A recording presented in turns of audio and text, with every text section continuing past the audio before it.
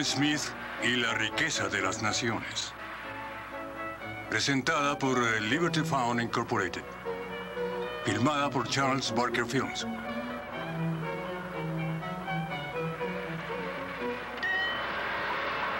Si observamos las comodidades de que goza cualquier trabajador en una sociedad civilizada y próspera, nos daremos cuenta de que la cantidad de personas cuyo trabajo, por mínimo que sea, fue necesario para proporcionarle esas comodidades, supera todo cálculo. Por ejemplo, el abrigo con que se cubre el obrero es resultado del trabajo conjunto de un gran número de artesanos.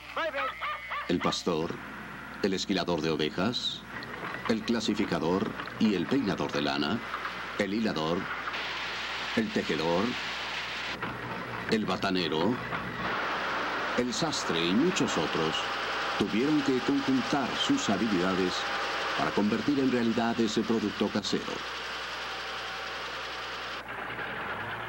Además, ¿cuántos comerciantes y transportistas intervinieron para llevar los materiales de algunos de esos trabajadores a otros que con frecuencia se encontraban en el otro extremo del país? ¿Cuánto comercio y en este caso cuánta navegación?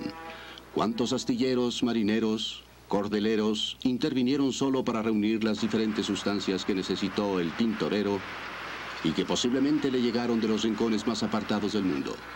Así, ¿cuán variada mano de obra se necesitó para producir las herramientas del más humilde de estos artesanos?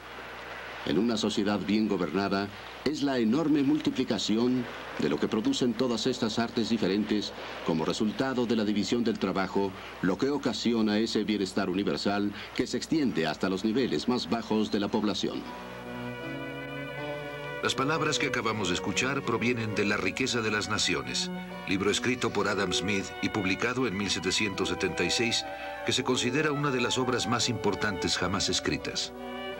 Adam Smith fue un crítico incisivo del pensamiento y las prácticas económicas que prevalecían en sus tiempos, un conjunto desordenado de ideas y acciones al que él llamó el sistema mercantilista. Los mercantilistas tendían a calificar la riqueza de una nación por el tamaño de sus reservas de oro y con la prosperidad de una clase privilegiada de comerciantes. Smith afirmaba que la riqueza de una nación no debía medirse por su oro, sino por los bienes y servicios reales que ponía a disposición de toda su población y no solo de unos cuantos. Los mercantilistas proponían que la riqueza de una nación se lograba mediante el control gubernamental de todos los aspectos del comercio, tanto nacional como con el extranjero. Smith arguía que la riqueza de una nación se lograba liberando lo más posible a los individuos de tales controles, es decir, aplicando lo que él dio en llamar el sistema de libertad natural. Según Smith, bajo ese sistema, los individuos estarían en libertad de participar en esas dos grandes actividades promotoras de la riqueza, la división del trabajo y la acumulación de bienes o de capital, como lo llamamos hoy en día. Cuando un hombre cuenta con bienes suficientes para vivir durante meses o años, por naturaleza se esforzará por extraer un ingreso de la mayor parte de ellos, reservándose solo lo necesario para cubrir sus necesidades inmediatas, en tanto empiezan a llegarle los réditos esperados. Esa parte de la que espera recibir ingresos se llama su capital. La persona que invierte sus bienes para crear trabajo, por fuerza espera emplearlos de manera que le produzcan la mayor cantidad posible de lo que sea. En consecuencia, se esforzará por realizar la distribución más apropiada del trabajo entre sus obreros y en dotarlos con la mejor maquinaria que pueda inventar o comprar. Sin embargo, para Smith, todas estas actividades no eran un fin en sí mismas. El consumo es el único fin y el propósito fundamental de toda producción, y el interés del productor debe centrarse en cuidar solo aquello que sea necesario para satisfacer al consumidor. Para atender los intereses de los consumidores, ¿debe permitirse a los individuos realizar sus actividades con libertad y en paz? ¿O la mano aparente del legislador, se llame rey o parlamento, debe coartarlos y guiarlos? Este era el tema fundamental de la política económica en 1776 y aún sigue siéndolo hoy en día. ¿Quién fue este hombre cuya influencia aún perdura después de 2 siglos? Adam Smith nació aquí, en Kirkcaldy, en la costa oriental de Escocia, el 5 de junio de 1723. En aquel entonces era una población de unos 1.500 habitantes. En la actualidad tiene 50.000. La casa de Smith ya no existe, pero una placa recuerda su ubicación. Una parte de sus jardines subsiste y en su época llegaban hasta la playa. El padre de Smith murió unos meses antes de que él naciera. La educación del niño recayó en su madre, hija de un terrateniente escocés de apellido Douglas. Aquí en el castillo de Strathendry, cuna de su familia, el joven Smith pasaba sus vacaciones. A los 14 años ingresó a la Universidad de Glasgow, reconocida por la excelencia de su enseñanza. Estudió filosofía moral con el famoso Francis Hutcheson, quien le inculcó su amor por la libertad, la razón y la libertad de expresión. 3 años más tarde, en 1740, Smith fue a la Universidad de Oxford, al Colegio Balliol. Sus siguientes 6 años de estudio se vieron sujetos a una fuerte dosis de frustración. En Oxford, el amor por los estudios había degenerado. En comparación con Glasgow, aquí la educación era indiferente. En Glasgow se pagaba a los maestros según sus esfuerzos, no así en Oxford. En Oxford, solo por voluntad propia, alguien puede poner en peligro su salud por exceso de estudio, dado que aquí solo se nos exige acudir 2 veces al día a orar y 2 veces a la semana a clases. Por lo general, la disciplina de los colegios y las universidades está pensada no para provecho de los estudiantes, sino para beneficio, o mejor dicho, comodidad de los maestros. No importa si estos cumplen o no con su deber, en todo caso los estudiantes tienen la obligación de comportarse como si ellos lo cumplieran con la mayor diligencia y capacidad. Smith reaccionó pasando la mayor parte de su tiempo en la biblioteca del colegio educándose solo. En cuanto obtuvo su título, Smith regresó con gran gusto a Kirkcaldy, donde prosiguió sus estudios en casa, alternándolos con largas caminatas de meditación por la playa. Empero, su originalidad y sus conocimientos pronto le fueron reconocidos, y por ello le fue conferida la Cátedra de Lógica en la Universidad de Glasgow. Un año más tarde pasó a ocupar la Cátedra de Filosofía Moral. A mediados del siglo XVIII, Glasgow era una ciudad floreciente con cerca de 25.000 habitantes. Su prosperidad se debía a su cuasi monopolio de la importación del tabaco proveniente de las colonias de América. En sus paseos por la ciudad, Smith se interesaba vivamente por su prosperidad general. Era un agudo observador de los negocios y de los negociantes. Uno de sus mejores amigos era el magnate tabacalero y naviero John Glassford. Pero no por ello Smith fue un defensor de los comerciantes. De hecho, Smith fue uno de sus críticos más severos. Estaba perfectamente consciente del interés de estos señores por obtener favores monopólicos por parte del gobierno. Toda propuesta de una nueva ley para reglamentar el comercio que provenga de este grupo debe recibirse con gran cautela y solo debe aprobarse tras largos y profundos análisis, poniendo en ello el cuidado más escrupuloso y desconfiado. Proviene de un grupo de personas cuyos intereses nunca son exactamente iguales a los del público. En muchos aspectos, la ventaja exclusiva que un monopolio ofrece a un grupo exclusivo de personas resulta perjudicial para los intereses del país. En las universidades escocesas de la época, economía política y filosofía moral se enseñaban conjuntamente. La obra que trajo fama inicialmente a Adam Smith fue sobre ética y no sobre economía, la teoría de los sentimientos morales. En ella, Smith argumentaba que al hombre no solo lo motiva el egoísmo, sino también algo que parece ser lo opuesto, un sentimiento en favor de los demás que Smith definió como simpatía. Por mucho que se pretenda calificar de egoísta al hombre, es evidente que en su naturaleza existen ciertos principios que lo llevan a preocuparse por los demás y que hacen que el bienestar ajeno le sea necesario, aunque lo único que obtenga de ello solo sea el gusto de observarlo. La psicología de Smith consideraba que el hombre estaba sujeto a la interacción entre 2 tendencias complejas y complementarias, egoísmo y generosidad. El libro surgió de sus clases en la universidad y fue sumamente bien recibido. Uno de sus alumnos, James Boswell, comentó: Los sentimientos del señor Smith son notablemente profundos y bellos. Su carácter es en verdad amable. Nada tiene de esa rigidez y pedantería que con suma frecuencia exhiben los catedráticos. En 1763, Smith, que estaba por cumplir 40 años, fue contratado por el ilustre Charles Townshend, quien admiraba profundamente la teoría de los sentimientos morales, como tutor de su hijastro Henry, tercer duque de Buccleuch. Ambos deberían pasar 3 años recorriendo toda Europa. Smith recibiría 300 libras anuales más sus gastos y además 300 libras de renta anual para el resto de su vida. Smith se benefició muchísimo con este largo viaje, en especial por sus relaciones con los economistas franceses. Finalmente, el joven duque y Smith llegaron a Toulouse, donde permanecieron año y medio. Allí, Smith empezó a sentirse sumamente inquieto. La vida que llevaba en Glasgow ahora me parece agradable y disipada en comparación con la que llevo aquí. He comenzado a escribir un libro para pasar el tiempo. Este libro iba a ser La riqueza de las naciones, cuya gestación duraría 13 años. Cuando terminó el viaje, Smith regresó a Kirkcaldy y dedicó toda su atención a lo que acabaría siendo su obra magna. Mi trabajo aquí es el estudio. Mis pasatiempos son largas y solitarias caminatas por la playa. Sin embargo, me siento en extremo feliz, tranquilo y satisfecho. Quizá nunca lo haya estado tanto en toda mi vida. Pero habrían de transcurrir otros 12 años antes de que el libro estuviese listo para imprimirse.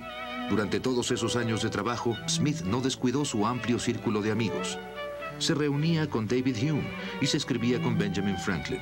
Smith formó parte del círculo del Dr. Johnson, junto con Boswell, que fuera su alumno, Garrick el actor, Goldsmith el dramaturgo, el estadista Edmund Burke, el pintor Sir Joshua Reynolds y Robert Adam el arquitecto. Sus amigos lo instaban constantemente a que terminara su libro. Por fin, el 9 de marzo de 1776, el libro salió de las prensas y de inmediato fue aclamado, lo mismo en Gran Bretaña que en el resto de Europa. En los Estados Unidos de Norteamérica, la riqueza de las naciones fue estudiada con todo cuidado por líderes políticos, por John Adams, primer vicepresidente y segundo presidente del país.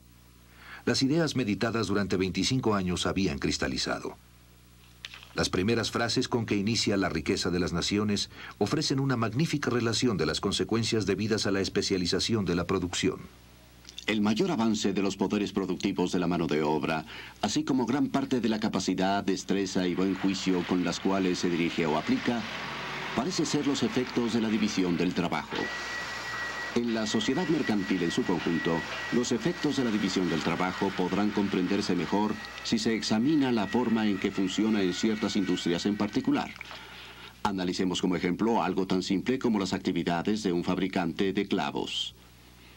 Dada la forma en que actualmente se maneja este negocio, no solo todo el trabajo es una actividad singular, sino que se le ha dividido en toda una serie de operaciones, de las cuales muchas son a su vez actividades singulares. Un primer obrero estira el alambre, otro lo endereza, un tercero lo corta, un cuarto le hace la punta, un quinto lima el extremo donde irá a la cabeza. Si armarlos es una actividad singular, pulirlos no lo es menos. Y de esta manera, la parte medular de la fabricación de clavos se divide en unas 18 operaciones distintas. Esta división del trabajo no tuvo su origen en la genialidad de algún ser humano que previó y se propuso alcanzar el bienestar general al que se da lugar. Es la consecuencia necesaria, si bien muy lenta y gradual, de cierta inclinación de la naturaleza humana que no pretende tales beneficios. La propensión a trocar, permutar e intercambiar una cosa por otra.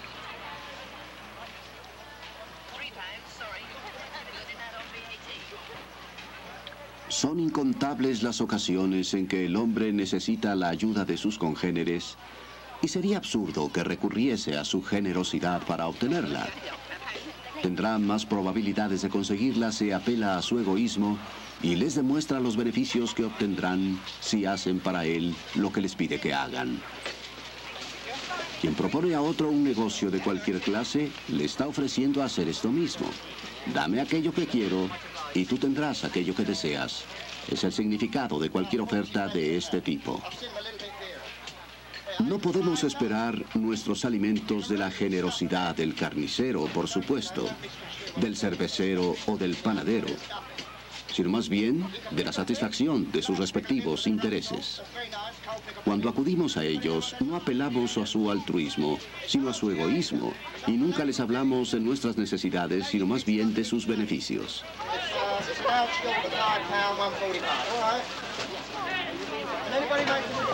Todo individuo no cesa de buscar la inversión más rentable para el capital con que cuenta, y lo que tiene en mente es su propio beneficio y no el de la sociedad. Pero en esto, como en muchas otras cosas, una mano invisible le conduce hacia un fin que no forma parte de sus propósitos personales.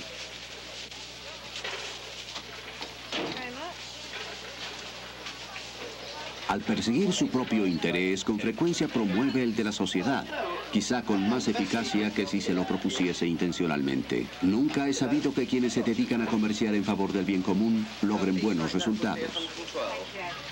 Smith arguye que en el sistema de libertad natural, el interés personal de cada individuo funcionando a través de la división del trabajo y la acumulación de capital genera beneficios para toda la sociedad. También argumenta que el libre mercado es, de hecho, un mecanismo ingenioso que se regula a sí mismo mediante las acciones recíprocas de la oferta y la demanda. Cuando el precio de cualquier mercancía no es inferior ni superior a lo suficiente para pagar la renta de la tierra, los salarios de los trabajadores y las utilidades del capital invertido para obtenerla, prepararla y llevarla al mercado, de acuerdo con sus tasas naturales, dicha mercancía se venderá a lo que podría llamarse su precio natural, o por lo que realmente le cuesta a la persona que la lleva al mercado. You'll have no trouble. You'll sell them easy enough. These plums are terrific value now compared to other fruit. Now, you generally shift a few of those. There's Gaviotas as well. They're a bit cheaper. £2 for 5s, £2.10 for 6s. All in lovely travelling hard condition. Some Marlow potatoes. Pots. Very, very short. Selling fast. El precio real al que normalmente se vende una mercancía se conoce como su precio de mercado. Puede ser superior, inferior o el mismo que su precio natural. Cuando la cantidad de cualquier mercancía que se ofrece en el mercado es inferior a la demanda que genera, de inmediato dará origen a una competencia y el precio del mercado se elevará más o menos por encima del precio natural. Cuando la cantidad de cualquier mercancía que se ofrece en el mercado es superior a la demanda real, el precio del mercado caerá más o menos por debajo de su precio natural. Yeah, 420, 150, 163. Yeah, and they're green. They're fresh in and green, they will suit you. Por lo tanto, el precio natural es, como se ve, el precio central alrededor del cual gravitan continuamente los precios de todas las mercancías. El precio de monopolio es en cualquier circunstancia el más alto que puede cobrarse. Por el contrario, el precio natural o precio de libre mercado es el más bajo que puede pedirse. Smith consideraba que los monopolios eran ante todo concesiones especiales que el gobierno otorgaba a ciertas personas o grupos favorecidos, algo parecido a los privilegios exclusivos que se otorgaban a los gremios medievales. La pretensión de que los gremios son necesarios para la buena regulación del comercio no tiene ningún fundamento.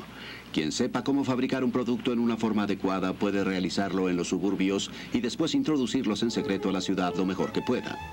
Otro ejemplo sobresaliente era el sistema colonial británico, que funcionaba esencialmente en favor de los intereses particulares de ciertos comerciantes británicos. Los comerciantes de Inglaterra solicitaron al Parlamento que en el futuro limitara a los agricultores de América a comerciar exclusivamente con ellos, obligándolos primero a comprar en Europa todos los bienes que necesitaran y segundo, a vender a dichos comerciantes las cantidades de mercancía que estos consideraran conveniente comprarles. Gran Bretaña prohíbe en forma terminante la construcción de hornos de fundición en todas sus colonias de América. Se opone a que sus colonos se dediquen a estas actividades especializadas, ni siquiera para su propio consumo, pero insiste en que compren a sus comerciantes y fabricantes todos los bienes de este tipo que necesiten. Prohibir a un gran pueblo que saque el mayor provecho de cada partida de sus propias mercancías o que emplee su capital y sus conocimientos en la forma que estime más conveniente para sus intereses es una violación manifiesta de los derechos humanos más sagrados.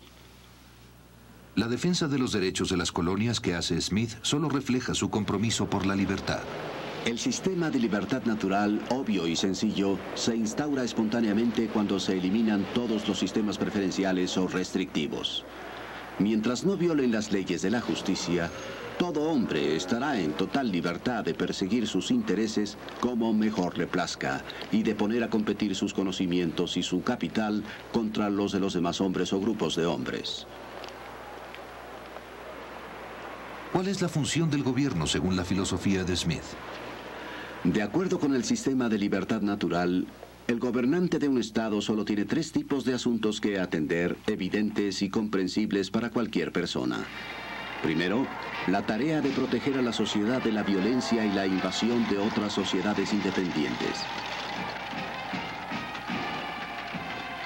Segundo, la tarea de proteger a todo miembro de la sociedad de la injusticia o la opresión de todos los demás miembros de la misma. Tercero, la tarea de construir y dar mantenimiento a ciertas obras e instituciones públicas que ningún individuo o pequeño grupo de individuos tendría interés en construir y mantener, porque su rentabilidad nunca les permitiría recuperar la inversión que dichas obras le implicaría. Empero, no parece menester que el dinero para esas obras públicas deba extraerse de lo que normalmente ha dado en llamarse el ingreso público. En casi todos los casos, una carretera, un puente, un canal navegable puede construirse y mantenerse con una pequeña cuota que se cobre a los vehículos o las embarcaciones que lo utilicen. En consecuencia, Adam Smith recomienda un mínimo de funciones para el gobierno y advierte el peligro de los gobiernos demasiado ambiciosos. Las grandes naciones nunca empobrecen por la prodigalidad y los errores de sus ciudadanos, sino por el despilfarro y los malos manejos de sus gobernantes. Por lo mismo, es de suma impertinencia y arrogancia que reyes y ministros pretendan vigilar la economía de los ciudadanos, puesto que precisamente los reyes y los ministros son siempre y sin excepción los más grandes despilfarradores de la sociedad. Ojalá primero cuidaran sus propios gastos para después atender la forma en que sus ciudadanos cuidan los suyos. Si sus propias extravagancias no logran arruinar al Estado, de seguro mucho menos la de sus ciudadanos. Pero por encima de la ambición de los gobiernos, Smith arguía que el esfuerzo uniforme, constante e ininterrumpido de todo hombre por mejorar su condición, principio del que se deriva originalmente la riqueza pública y nacional, lo mismo que la privada, con frecuencia resulta más que poderoso para mantener el progreso natural de las cosas hacia el mejoramiento, a pesar de las extravagancias del gobierno y de los graves errores de su administración. Como ese principio desconocido de la vida animal que a menudo restauran la salud y el vigor, a pesar no solo de la enfermedad, sino de las recetas absurdas del médico. Smith promueve y favorece un gobierno limitado, pero incluso este necesita una fuente de ingresos. Los súbditos de cada estado deben contribuir al sostenimiento del gobierno lo más que puedan en proporción a sus respectivas capacidades, es decir, en proporción a los ingresos de que cada uno de ellos goce al amparo de la protección del Estado. La política fiscal del gobierno británico tuvo mucho que ver con la reacción de sus colonias americanas. El Parlamento de Gran Bretaña insiste en gravar a las colonias, y éstas se oponen a ser gravadas por un parlamento en el que no tienen representación. Si a cada colonia, que debiera independizarse de la Confederación General, Gran Bretaña le otorgara un número de representantes proporcional a su contribución al ingreso público del imperio, a los líderes de cada colonia les estaría ofreciendo un nuevo método para adquirir importancia, un nuevo y más atractivo objetivo a su ambición. A menos que se implemente este u otro método para otorgar importancia y brindar reconocimiento a la ambición de los líderes de América, es poco probable que llegue el día en que voluntariamente se sometan a nosotros. Y hemos de pensar que la sangre que haya de derramarse para forzarlos a ello va a ser de individuos que ya no son leales, o de quienes deseamos que lleguen a sernos leales. Qué ilusos son quienes creen que en el estado en que están las cosas, nuestras colonias podrían fácilmente someterse por la pura fuerza. Las personas que actualmente manejan las resoluciones de lo que han dado en llamar su Congreso Continental, en estos momentos se sienten a tal grado importantes que quizá ni siquiera los súbditos más encumbrados de Europa se sientan así. De tenderos, comerciantes y abogados han pasado a ser hombres de Estado y legisladores, y están dedicados a establecer una nueva forma de gobierno para un imperio extenso que se jactan habrá de convertirse, y que de hecho tiene todos los visos de lograrlo, uno de los más grandes y formidables que haya habido en el mundo.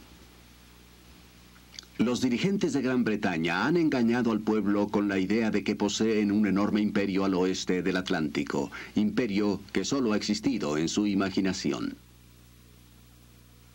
Si el proyecto no puede concretarse, más vale abandonarlo. Si no se puede obligar a alguna de las provincias del Imperio Británico a que contribuya a la defensa de todo el imperio, para Gran Bretaña habrá llegado el momento de liberarse del gasto de defender a esas provincias en tiempo de guerra y de financiar parte de sus establecimientos civiles o militares en tiempo de paz. Y que se esfuerce por acomodar nuestras ideas sobre futuras intenciones a la mediocridad real de sus circunstancias.